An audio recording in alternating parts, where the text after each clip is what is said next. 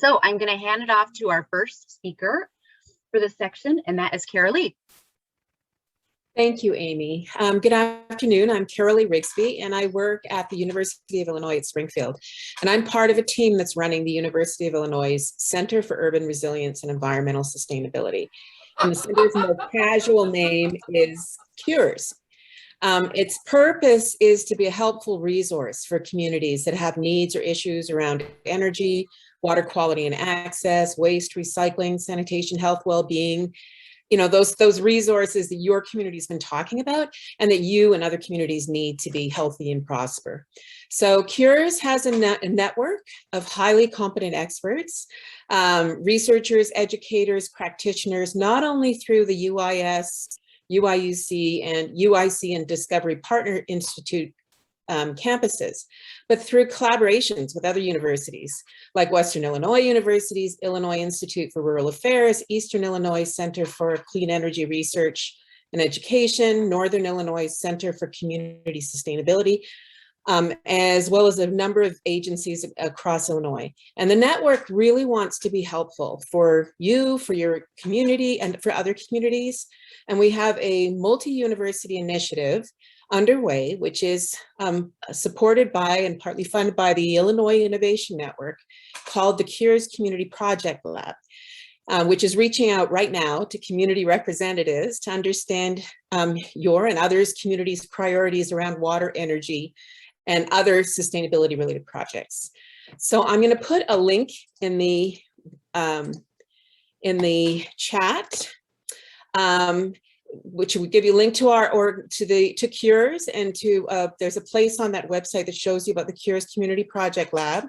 And we'll be adding even more information about the Project Lab as it develops to that website soon. I'd like to thank Carbondale Sustainability Fair Committee for giving me a chance to talk about CURES and introduce the CPL, the Community Project Lab.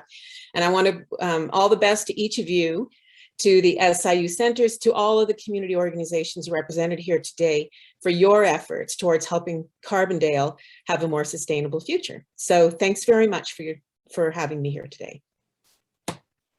Thank you so much, Carolie. And like I said, we'll have this information available on resilienceFairs.com, so we'll hopefully get people sent over to your survey. Thanks. Okay, Jennifer Paulson. Hi.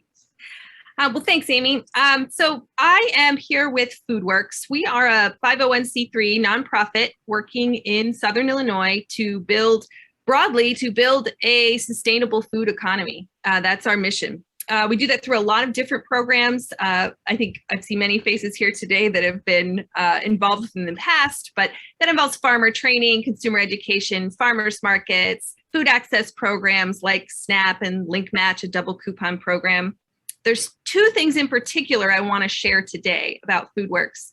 The first is we have an event coming up called the Farm Crawl. This is a partnership with the neighborhood co-op. It's been going on for many years. This year, it's going to be September 11th and 12th. That's a Saturday and Sunday.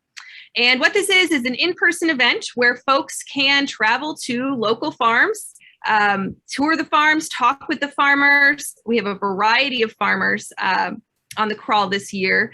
And we are at this point expecting to continue doing this as an in-person event because it's outdoors. We have ample room for social distancing. Folks travel in their own vehicles going from farm to farm. So we're really looking forward to that one. The other thing I want to share is that we are right now recruiting for a program called Southern Illinois Farm Beginnings. This is a program aimed at anyone who is interested in getting into sustainable farming. We use an entrepreneurial model. We are working often with beginning farmers, and that really, by our definition, is anyone with 10 years or less of experience, because it takes a while when you're a farmer to get your footing. And this program works with business and marketing. We do work with a lot of local farmers. It involves a mentorship. It involves on-farm field days. And what's really exciting this year is that we have extra support to expand the program. So we're going to do a deep dive into skills development on specialty crops, humane animal husbandry, And then a big section on accessing land and resources. So folks even who are getting started, maybe don't have land or don't have enough land, this is still a good program for them because we're going to talk about how to get that. And then also how to access resources that can help support your farm. And I'm also very happy to say we have some scholarships available for this program. So I really encourage everyone, I am so excited, everyone to help me spread the word because the program starts soon. We'd like applications by October 1st. And then we'll be getting started later in the month of October. So help us spread the word to anyone you know. I'll put some links in the chat, or it looks like Amy's doing it too. And if you're interested at all, or if you know anyone, reach out. The very best thing you can do, this is a small program, the very best thing you can do is have a phone call or an email, and let's get to know each other and see if you're right. Folks from a lot of different backgrounds, all really building their own small farm business. So thank you. Thank you, Jennifer. All right, Carla, you're up. Okay, thank you. Can everyone hear me okay? Yes. Can you hear me? Okay, great. Hi, my name's Carla Womack, and I'm with the Shawnee Group Sierra Club.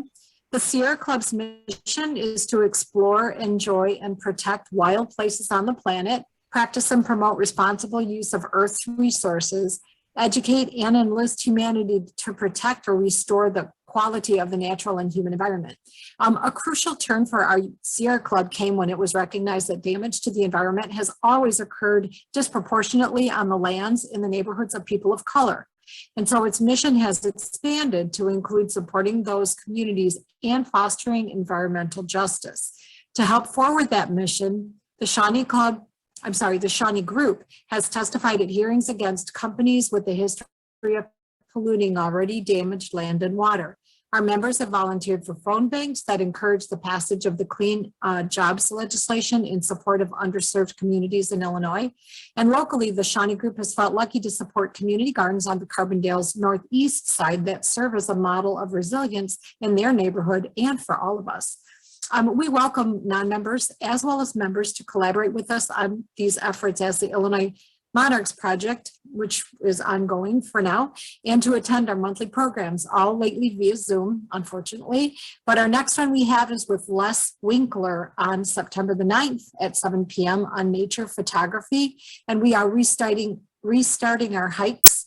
And our next one is on September the 12th, which is a Sunday at Bellsmith Springs. And I hope you all will watch for flyers and come if you can. Thank you. Thank you very much. It looks like we have a lot of stuff to look forward to, and we've only had 3 people talk so far. So, okay, Emily. Thanks, Amy, and thanks everyone for having me here today. So my name is Emily Rhodes. I'm with an organization called the Just Transition Fund, and we work across the country in places that are hit the hardest by the energy transition. So if you live in a place with a coal plant or a coal mine that is closing or has announced a closure, we provide resources to communities in those areas. I'm here representing our technical assistance program. So I work on the ground providing direct planning assistance with community partners and stakeholders. This can look like helping to bring together stakeholder tables to talk about what the impacts of the closure might look like and what potential opportunities could be in the future for economic development or workforce development. We also bring in different content experts or provide connections between communities across the country that are looking again at economic development, workforce development solutions due to the impacts of a coal plant or coal mine closure. We also have been assisting a number of communities in drafting action plans to kind of lay out concretely what are some direct steps or next actions that communities can take. We've partnered with Amy. She's been a great partner, as well as Amanda at Prairie Rivers Network, and also have a partnership with the University of Illinois Extension, again, to really provide spaces for shared learning and to address the challenges that come from when a major employer is leaving a community. And really the goal of all of our work is to advance economic solutions that are equitable, inclusive, and low carbon. So no specific meetings or events right now, but I just wanted to introduce our organization. You can find more about us at www.justtransitionfund.org. I can drop it in the chat. And please feel free to reach out to start a conversation. And again, thank you to the organizers for providing this space today. Thank you, Emily. And it has always been a pleasure working with you guys as well. And thank you so much for being here. And I keep forgetting to put the links in the chat because I'm listening. So don't worry, we'll get all these links to you, to everybody that's here. Okay, next is Ginger. Hi, I am founder and president of Women for Change. And we have bought into the green space programs, and we have a garden that's located on 509 East Large Street. And the garden that we have is there to provide free food to families who are food insecure, and also to individuals who are high risk, diabetes, high blood pressure. We offer free food. We give sessions on how to prepare foods that will be beneficial to their health. We also have started another garden program next to the Irma Hayes Center and have invited the community to have garden spaces there. I just like to say that I have enjoyed the sessions thus far. I have gained some information and would like to find out more things about sustainability all over the city of Carbondale. Our meeting, our big event, that's what I want to say. Our big event is coming up September the 18th. And we have abbreviated and modified it due to the COVID. We have a lot of individuals that are older like myself, and we are just not wanting to be open to even being in the open space right now. So we're going to have the motorcade parade march, which will start at Rock Hill Church at 11 o'clock. And everyone that's on, please inviting you to come out to be a part of that, because it's our Unity motorcade parade, because we won't be marching this year due to COVID. And then we will circle into the Addicts Park after the parade, and we'll give out information packets and also grab and go snack packs. And this will be what we'll be doing this year. We want everyone to come out to be a part of it. If you have any information that you would like to share with the community, please contact me at 618-203-9617, Ginger, and our email address is women, FOR, for change, the number 8@gmail.com. And if you would like to be a part of that, we know that we are in uncertain times right now. So whatever we do, we're in it together. So we have to be about it together and come together and make it work. So please come out and support the big event on Saturday, September the 18th. And that starts at 11 a.m. at Rock Hill Church. And thank you so much for this time and space. Thank you, Ginger. Look forward to that. Okay, next is Georgianne. Hi, I'm Georgianne Hartzog, and I'm shifting from the very micro level that Ginger addressed to the macro level of issues that face us. So the Peace Coalition, I represent the Peace Coalition of Southern Illinois. It was founded in 1983 around the issues of an escalating Cold War and a costly and potentially deadly nuclear arms race. Despite the failure of military solutions, we see that very clearly in what's going on in Afghanistan right now. As a country, we are in the process of reviving the Cold War against China, Russia, and others, and pumping even more dollars into the Pentagon budget. US military expenditure is greater than the next 10 countries combined, and our military has the largest carbon and greenhouse gas footprint of any organization in the world, larger than that of each of 140 countries. And under US pressure, the Kyoto Protocol 1997 excluded military emissions from being counted in calculating national emissions. So the carbon footprint of over 800 US bases around the world is not counted. For years, the Peace Coalition has joined others in arguing that the military budget could safely, indeed would make us safer if it were drastically reduced, and that money redirected to confronting the climate crisis should be directed to confronting the climate crisis among other opportunity or priorities. I'd like to invite you to the 2021 Margie Parker Teach-In for Peace, co-sponsored with the Carbondale Public Library and others, but available for registration at the public library website. It'll be held Tuesday, September 21st, 6:30 to 7:30 p.m. And the speaker this year is historian Peter Kuznick, founder of the Nuclear Studies Institute at American University, speaking on the nuclear insanity is worse than you thought and always has been.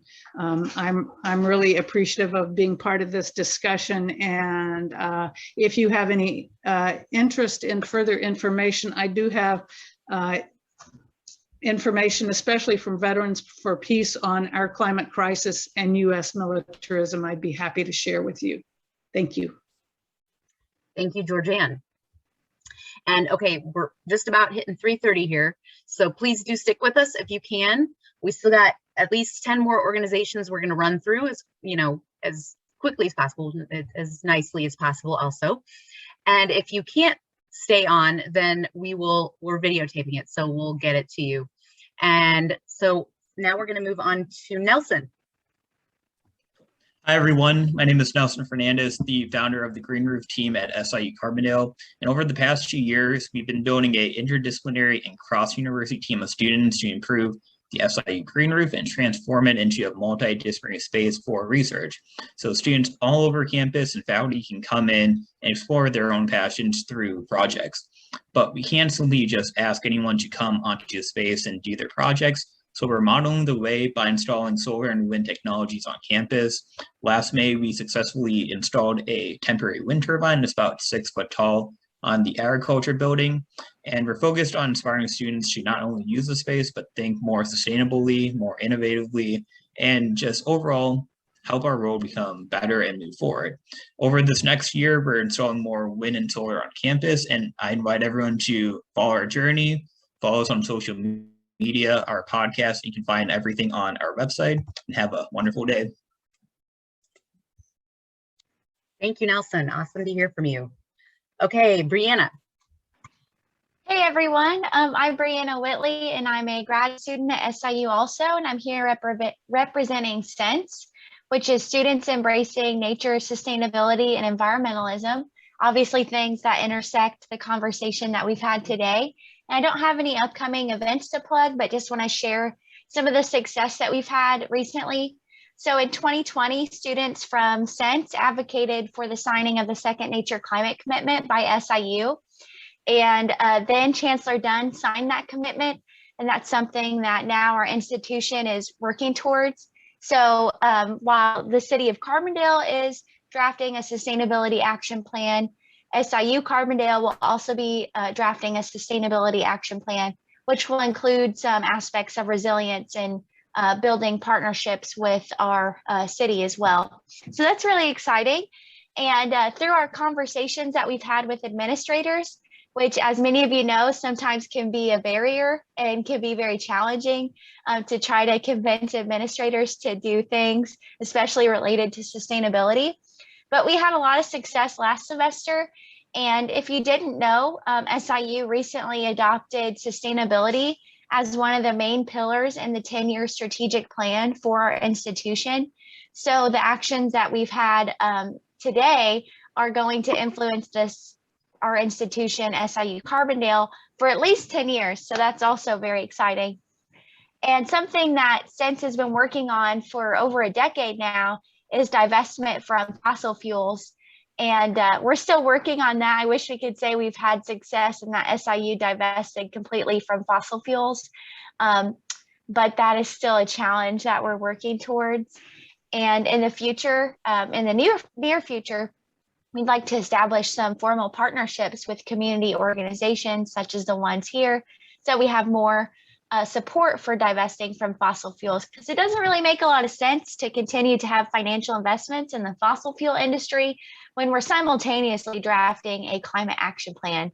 So that's what we're working towards at SIU, and thank you all for your support and for being here today.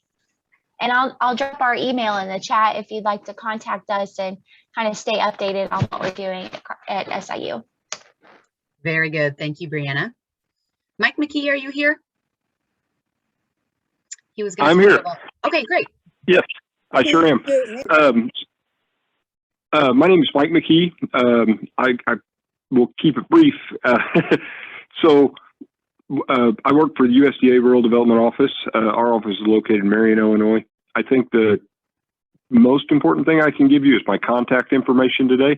I want to give you straight to my office number, 618-993-5396, extension 6139, and my email address for sure, Michael, M-I-C-H-A-E-L .M-C-K-E-E @USDA.gov. I just want to lead off with that because we have, we're pushing close to 50, 60 programs now, and it covers so many of the areas that we've heard about and discussed today. Things that I would specifically highlight for small businesses and ag producers is the Rural Energy for America program. We accept those applications year-round. The next grant deadlines are October 31st and March 31st. That's just separate pots of money that we deal with. I want to highlight the Rural Business Development Grant Program for those that are out there that own small businesses and want to look at ways to become more energy efficient. We have done solar projects as recently as last year. Applicants for that can be towns, communities, nonprofits, higher education institutions, cooperatives, and things like that. And then one thing that's a big announcement right now is the Emergency Rural Healthcare Grant, which was just announced 2 weeks ago. And that's a program that they just put $500 million in grant funds to help broaden access to COVID-19 testing, vaccines, rural healthcare, food assistance through food banks, food distribution facilities. And they're looking at projects. Every project will have a match depending on location and things like that. But those can range from $25,000 up to $1 million. And those will be processed through our local office, which would be me and the Marion office there. As I look through my notes again and just listen, I would encourage everybody that's working with ag production to look at the value added producer grant. I know somebody mentioned earlier about trash cans overflowing and solid waste. We have a solid waste management grant that can help with technical assistance, come up with a plan for that type of stuff. I think the main thing again is just my contact information is there, and I hopefully can be a resource for you.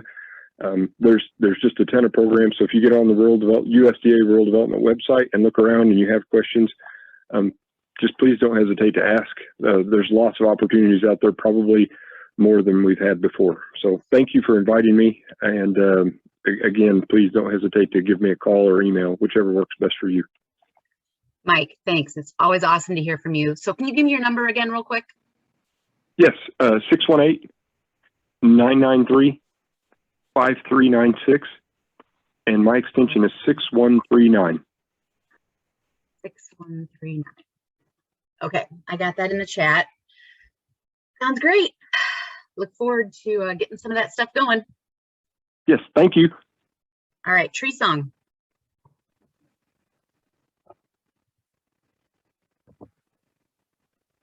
Hello, so my name is Tree Song. I'm the branch coordinator for the Illinois Initiative. We're a superhero-themed community service organization. So we work on all sorts of things, but my emphasis is on climate. And we helped organize the People's Climate March back in 2017 here in Southern Illinois. We've been fairly inactive during the pandemic, but we're looking to turn that around. So basically, we want to start with any programs that your organizations have. If you can let us know about it, we will help promote it, help find volunteers, that sort of thing. You can find us through illinoisinitiative.org is our website. You can also reach me through treesong.org is my website. You can email me at treesong@treesong.org. So anything you're looking for helping to promote or to find climate-minded people to work on, I'd be happy to help with that. So thank you. Thank you so much, Tree Song. Awesome. Okay, Ashley. Okay, can you hear me okay? Yes. Great.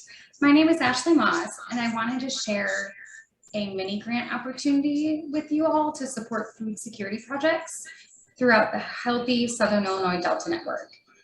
This mini grant is a collaborative approach of several community partners, including SIU School of Medicine's Center for Rural Health and Social Service Development, Southern Illinois Healthcare, U of I Extension, the Southern Illinois Community Foundation, as well as Southern Illinois University.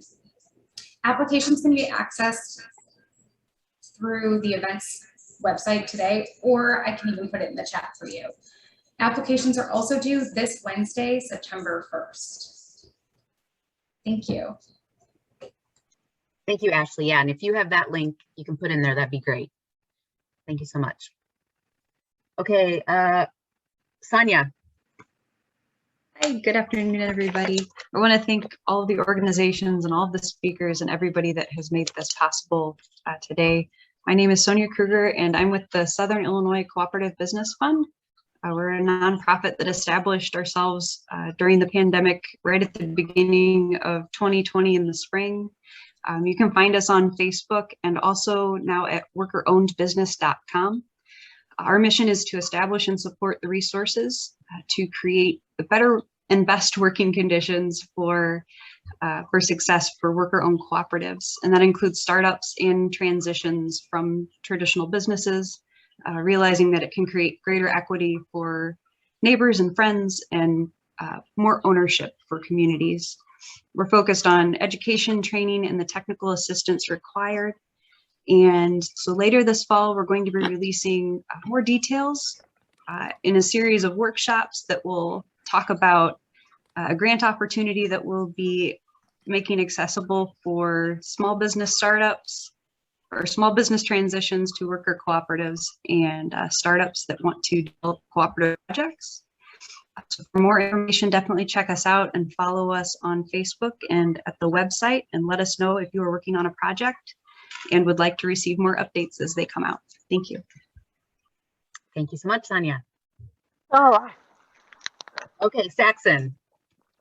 Hi, everyone. I'm wearing actually two hats today. So on behalf of the Sustainability Commission, I wanted to thank everyone for all the wonderful input. It was really helpful, and we're definitely going to be incorporating that into our follow-up conversations. I just dropped my personal email in the chat here. So if you have any questions, comments, concerns that you want to direct to the Sustainability Commission, feel free to just let me know. Also, if you want to do work with us, or if you have you know, anything that you want to work on, I would just love to get connected. We have some really awesome people here. I'm also the program director for Solarize Southern Illinois. We're a nonprofit that educates and inspires solar installations in our region in Southern Illinois.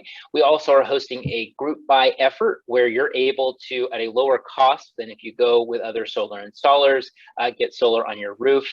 And we host as a nonprofit everything from online virtual power hours, we call them. You get to learn everything from how solar arrays work to how the financing makes sense, and then all the different ways that you can get connected through our program there. We also have live open houses where you can actually tour someone who's installed solar with our program in the last couple of years, and you can actually see how it works, talk to the owner, talk to an actual customer support specialist, an actual technician who can give you some advice there.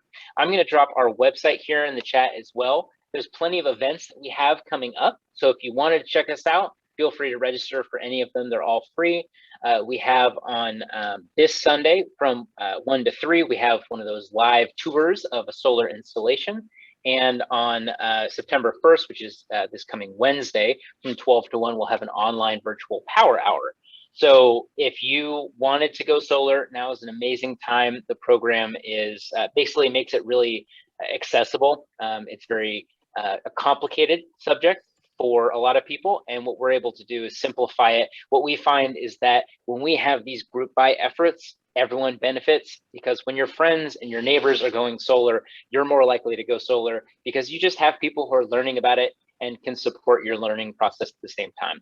So if you have any questions through that website, that's all of our contact information there as well. So feel free to get a hold of us there. And thank you again so much for all the contributions here. It's very helpful. Thank you, Saxon. Leah. Hi, I'm Leah Maciel. I'm one of the owners of Cristados, and at the beginning of the pandemic, my fellow owners of my fellow business partners of Cristados and William Lowe from New Kahala created what we called the Southern Illinois Collaborative Kitchen, and that was to address the issue of food insecurity during the pandemic.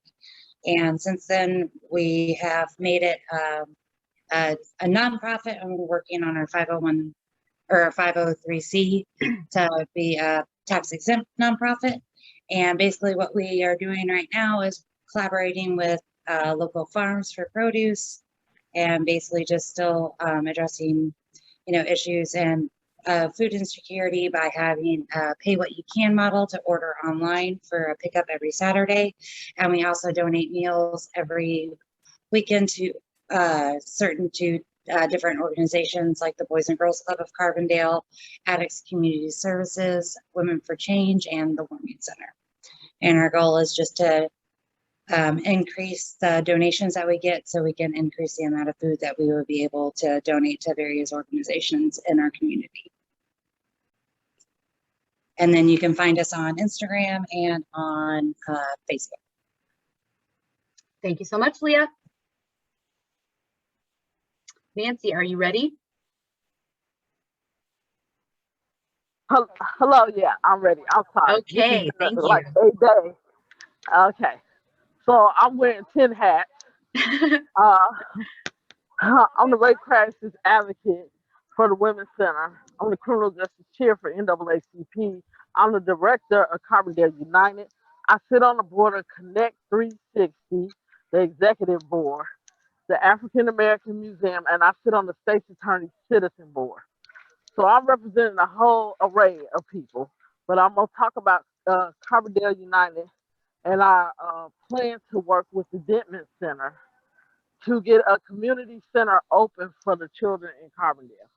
Carbondale United's main focus is to work on the gun violence in the community. One thing about the Denton Center, it wants to do like a midnight basketball team with some of the young men. They want to put a recording studio in there. They want to have arts and theater, computer labs, lots of things. They have 3 buses to transport. They want to do a community garden with the children so they can learn how to grow the food, cook the food they grow, and take it to the farmer's market and sell it. Therefore, getting some type of financial skill. So that is the big project that we're working on now. Right now, I'm at an event, my second one today. We're at Community Connect, where a bunch of organizations have got together to reach out to the community with resources and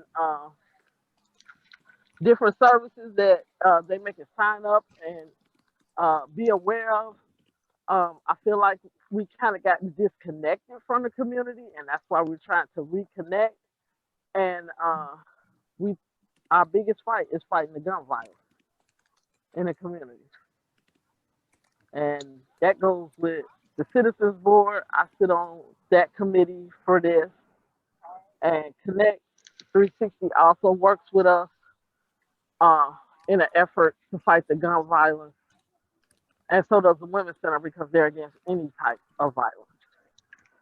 I think I covered everything. Thank you so much, Nancy. Appreciate it. Okay. Oh, our next event, it will be September. I'm also working with building the Black Chamber of Commerce. Our first event will be on September the 11th in Town Square. And then we will also have another community connect at Addicts Park on September 25th. And we're having one in Marion. I believe that's October 10th. Awesome. Thank you. We will get all those links with info from you so we can share that with everybody. Okay. Thank you so much. And thank you for having me on here today. Okay, the last couple ones we have here, did I forget anyone? Just let me ask real quick. Just pipe in if I forgot you. I don't think I did, but okay, so we have the United Nations Association, the chapter of Southern Illinois, Pam Ulaf Brown. She wanted me to share some information about them. So the UNA USA, as part of their mission to support the work of the United Nations, help promote the use of the UN Sustainable Development Goals as a framework used internationally to help coordinate all the efforts of development and resilience for the future. Exciting applications are happening here and internationally through the Drawdown Eco Challenge program, very cool, and Global Goals Ambassadors program. For example, SDGs are also a language used by international academic communities. The Southern Illinois chapter welcomes your participation in applying the global goals to achievable local activities. For example, pledging not to use plastic bags, etc. We'd like to see you join in our membership. Let's keep moving forward. So I'm going to put something about them there. And then I recently met with the crew at Buffalo Bluffs. They were very interested in being here today, but could not make it. And they're really looking forward to being a part of this resilience movement. And I'll get their, I have their link here somewhere. It's buffalobluffshempfarm.com. And unless I forgot anyone, I think that wraps us up. Did I get everyone? Carbondale Library. I'm sorry? Was the Carbondale Public Library on? I thought she wasn't able to make it. Yeah, Jennifer Robertson was going to, but she sent me an email saying she wasn't able to, but they certainly do huge number of programs, and we'll try to share out. There was a program she wanted to speak to and didn't let me know about it, but we will try to get the word out about that. Thanks for asking, Nikki. Okay, so just as a reminder, we'll be sending out all the videos, all the links, everything else. Thank you so much for attending today. This has been a great experience, and I just want to thank everybody and encourage you to go out today and tomorrow, every day, and tell people about what's going on here. This is some great stuff. We just got to get the word out about it and get more people involved. That's what this is all about. We got all these great things going on, so let's make sure we get everybody involved in something. So thank you again, and I want to thank everybody, the speakers, of course, and everybody else, Jane, all the work that you've done, and everybody else that has showed up today and spent this lovely 3 hours with us. Thank you so much. And thanks again to Gregory for being here, and Amanda. They don't live in Carbondale, but they're doing so much to help us forward what is happening here. So thank you.